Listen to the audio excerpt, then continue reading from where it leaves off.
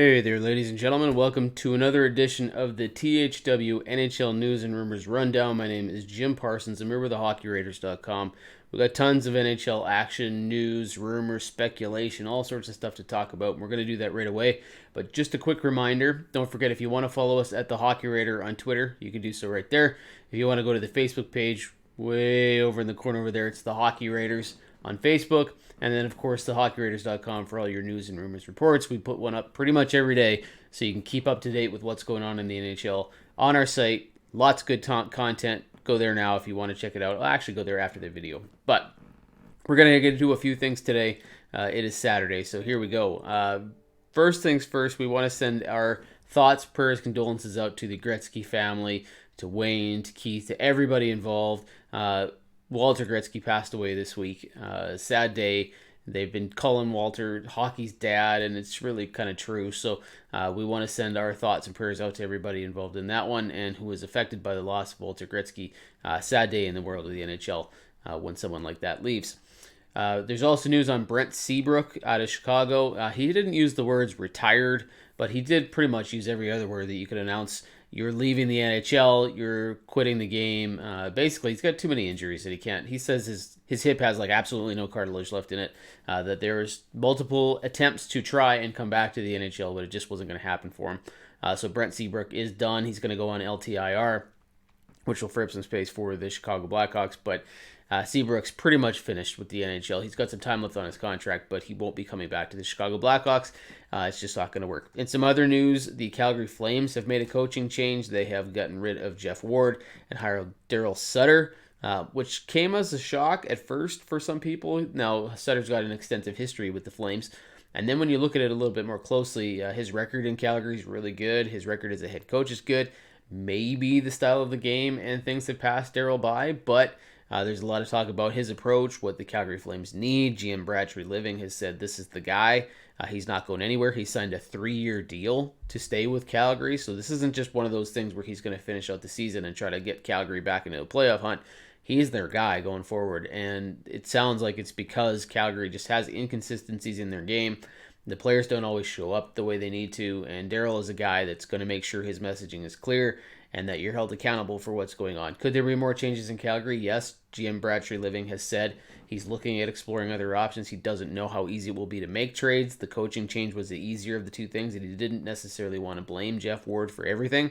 But there could be more going on. The Athletics' Scott Burnside has said that even a name like Johnny Gaudreau, who is having a good season, could be a sell-high kind of candidate, right? So we'll see what happens with Calgary. If they're going to be in the playoffs or not, will really change what happens with that team moving forward over the next couple weeks. All right, lots of talk coming out of Toronto that GM Kyle Dubas is actively scouring the trade market, trying to find something to add before the April 12th trade deadline. What he adds is not entirely clear. There's been some talk that maybe Mikael Granlund out of Nashville is a player that they might be targeting. Others have said that it's more grit and sandpaper that Dubas wants, somebody to help get through the playoffs versus skill, which they already have a ton of. Toronto's still in first place. They're still rocketing up the standings. They're doing very well. This is just about adding pieces to really put them over the hump. But I don't imagine Dubas is going to want to take away or remove from his active roster to do that. And money's tight. He's got less than like $130K or something in salary cap space. So it's not like he can go out and add whoever he wants. There's going to have to be some salary retention involved here. They're going to have to look really closely. But grit is probably more where Dubas is going to be leaning. There's some talk about PK Subban in New Jersey. Basically, Tom Fitzgerald, the GM there, has said anybody who's not a part of our main core, our young group moving forward, is probably going to be moved or could be moved, or we're willing to move them. And that includes PK Subban. Talk maybe Boston might be interested, but that's a little bit of a shocker only because Boston's holes on the blue line are not necessarily where Subban would fit.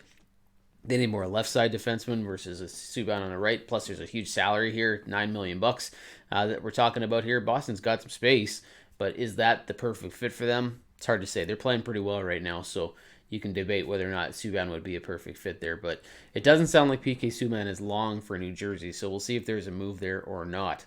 Leon Draisaitl, there's some talk that maybe he's a bit banged up. I spoke with Jack Michaels earlier this week on the very first edition of Oilers Overtime, the video show.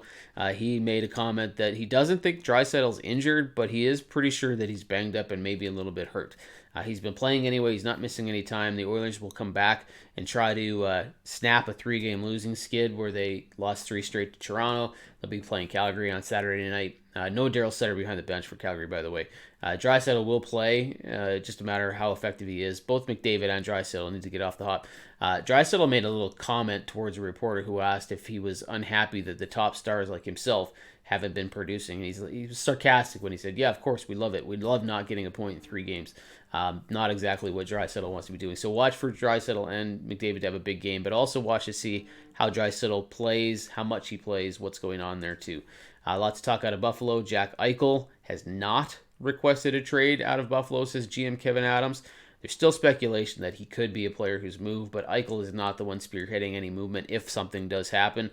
And Taylor Hall has said that he's willing to re-sign in Buffalo, would like to stick around.